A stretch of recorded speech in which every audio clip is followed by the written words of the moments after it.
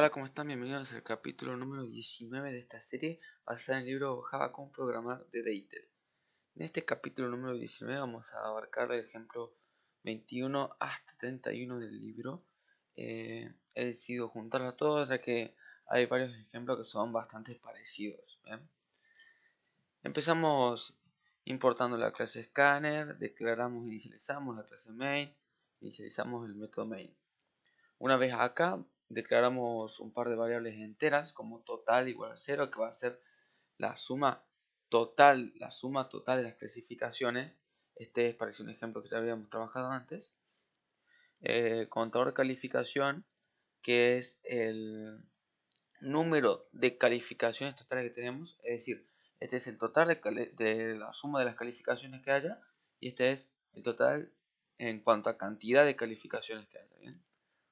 Luego hemos declarado una cuenta A, cuenta B, cuenta C, cuenta D, cuenta F, ¿bien? Que van a ser distintos tipos de calificaciones. ¿Ok?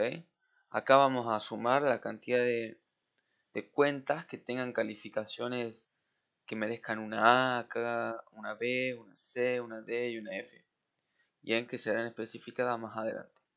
Y por último declaramos la calificación, que va a ser la calificación en singular, digamos, cada una.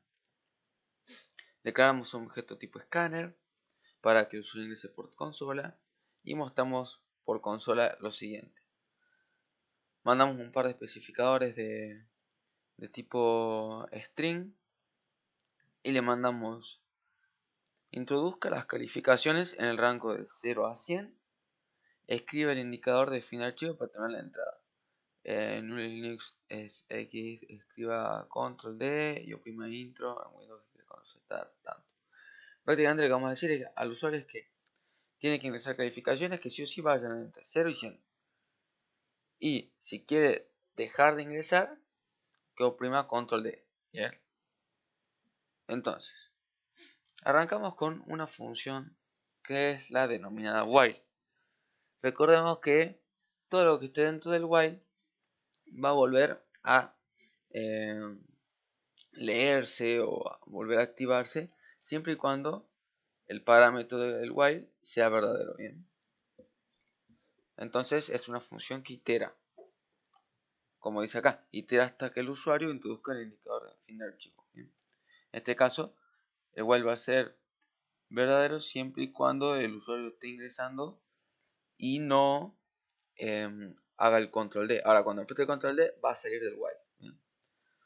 Una vez dentro del while, ¿con qué nos encontramos? Nos encontramos con una nueva función denominada doWhile, que es igual que el while, nada más que garantiza que sí o sí entre por lo menos una vez. Es decir, va a venir acá, lee lo que hay dentro del doWhile, y una vez que está por salir, lee la condición del while.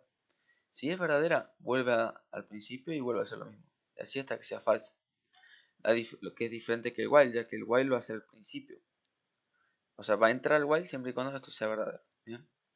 Entonces va a entrar al while y va a decir, la calificación va a ser igual a lo que el usuario ingrese por teclado.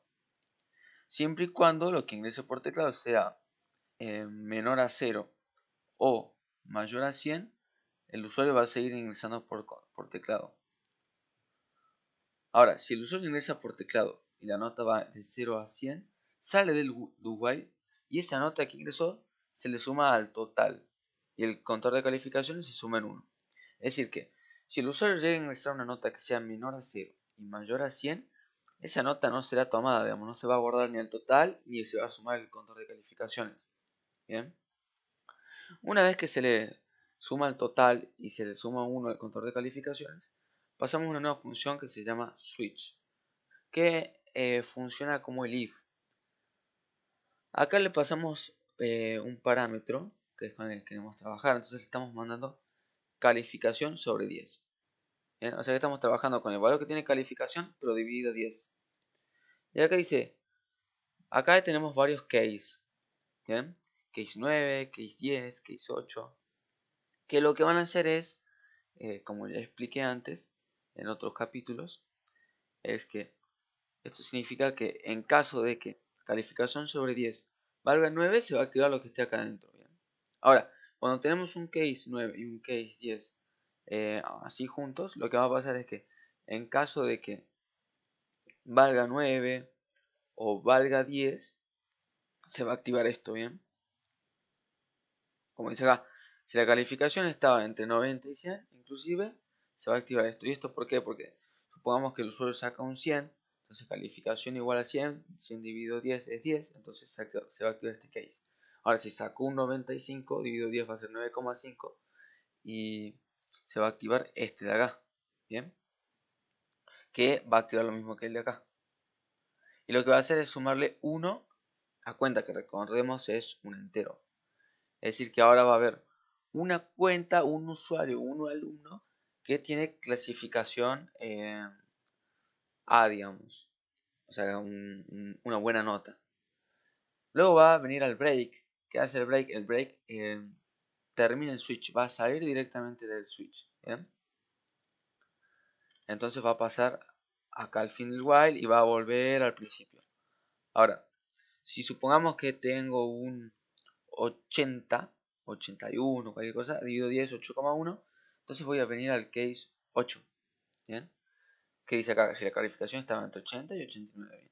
Y se le va a sumar 1 a la cuenta B, y luego voy a hacer el switch.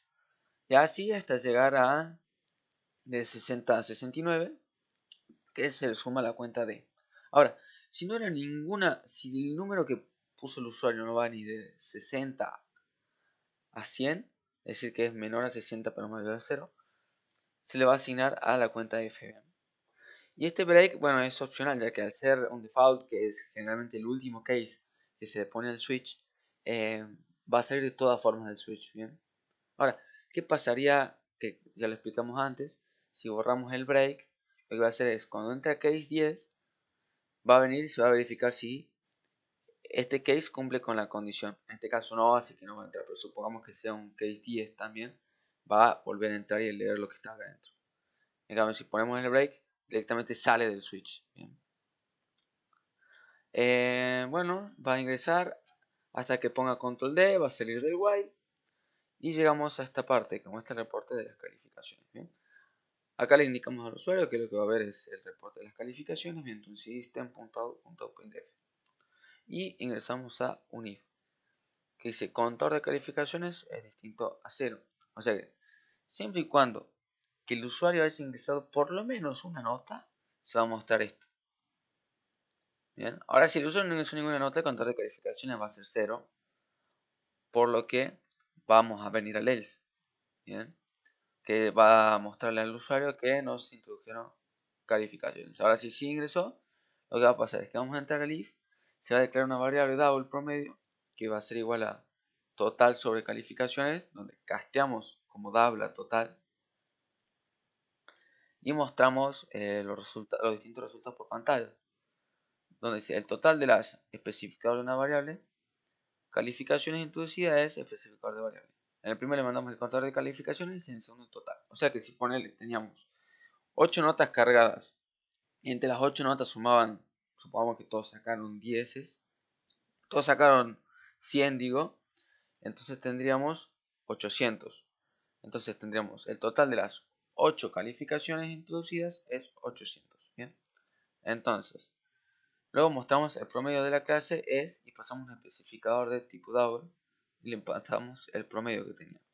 Luego mostramos por consola la cantidad de alumnos que sacaron notas de A, que sacaron notas de B, de C, de D o de F. Donde ya dijimos que de 90 a 100 era una A, de 80 a 89 era una B, de 70 a 79 una C, de 60 a 69 una F y el resto sería una F. ¿Bien? Entonces, le pasamos un especificador de tipo string, string, string, string, string. ¿Bien? Número de estudiantes que recibieron cada calificación y mandamos el string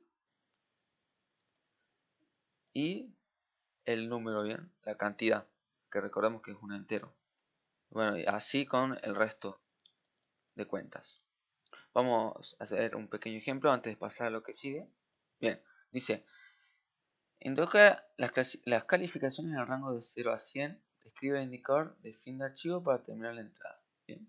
Entonces vamos a empezar introduciendo, por ejemplo, un 98, no, números sencillos, un 10, 10, 10, 4, 10.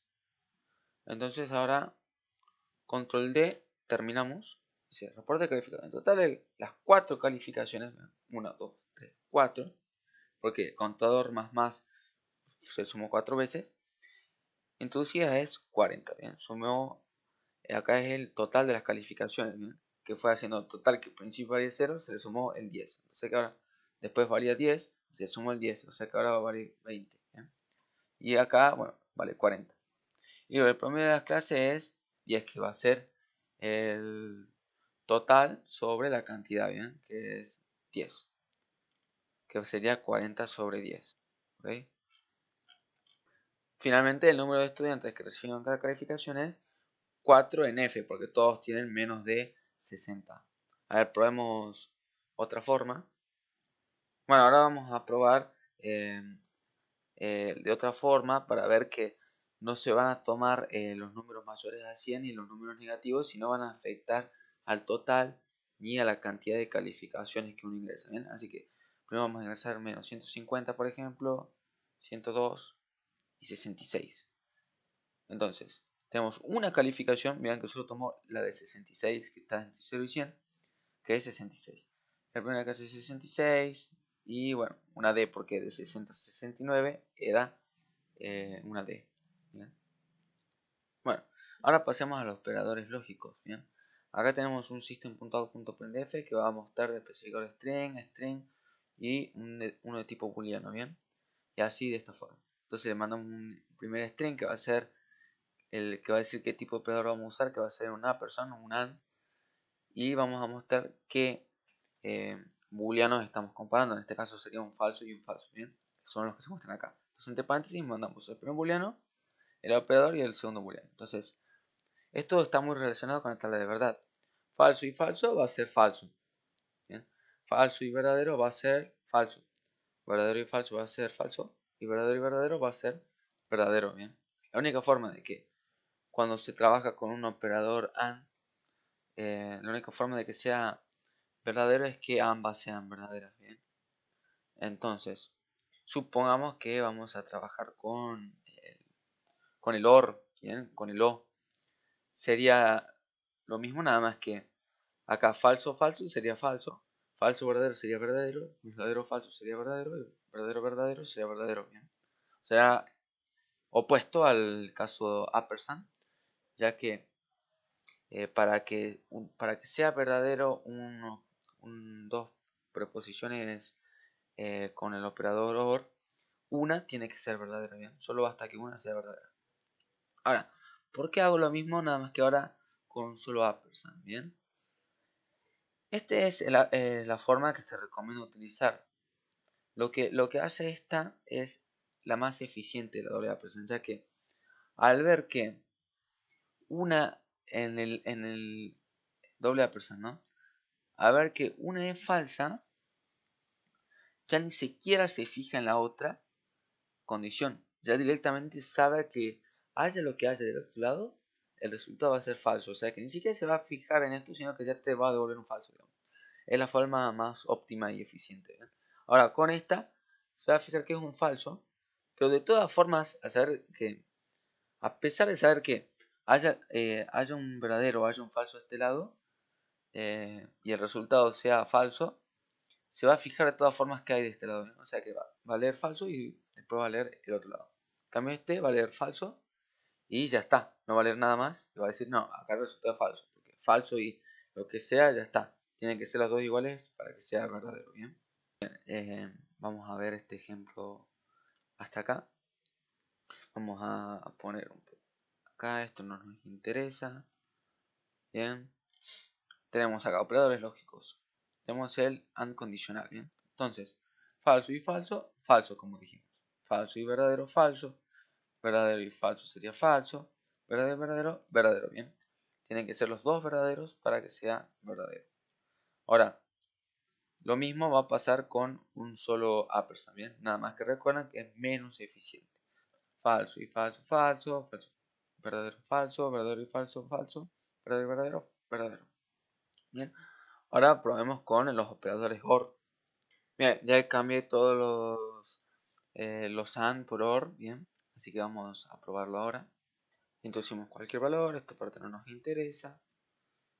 Y tenemos falso o falso es falso, bien. Falso o verdadero es verdadero. Recordemos que solo hace falta una condición sea verdadera para que sea verdadera cuando se trabaja con el OR. Verdadero o falso es verdadero. Verdadero verdadero es verdadero. Bien, lo mismo de este lado. Recordemos que este es menos eficiente y no se va a fijar del otro lado. O sea que si por ejemplo se tiene un true y un false, va a haber el verdadero y ya directamente ni va a haber este, digamos. Y ya va a ser que va a ser verdadero pase lo que pase de este lado. En cambio este va a haber este lado y sí o sí va a haber el otro lado también. ¿Bien? Ahora veamos el siguiente ejemplo, que es la nueva función for, ¿bien? Que trabaja como el while, ¿bien? Este itera. Lo que va a hacer es, primero declaramos de dónde queremos que inicialice el for, ¿bien? Este caso es como que se le pone el comienzo, ¿bien? Acá se le pone hasta dónde y acá se le pone qué va a ocurrir cada vez que termina una vuelta, ¿bien? Entonces, en este caso estamos declarando una nueva variable tipo entera que se llama cuenta y comienza en 1, ¿bien? O sea que este for va a empezar con cuenta igual a 1. Esto va a decir que el for va a terminar cuando cuenta sea menor o igual a 10 y cada vez que el for, digamos, llegue hasta acá, hasta donde termine el for, cuenta se le va a sumar 1, ¿bien? Cada pasada. Entonces, todo esto de acá adentro se va a repetir hasta que cuenta sea menor o igual a 10. Entonces empezamos. Si cuenta es igual a 5, va a saltar a el continuo este, ¿bien? Y si no, directamente va a mostrar esto. Que lo que va a mostrar es en qué vuelta vamos, digamos. Vamos a pasarle la variable cuenta. Como en el primer caso cuenta vale 1, no va a entrar al if y va a mostrar un 1 por acá.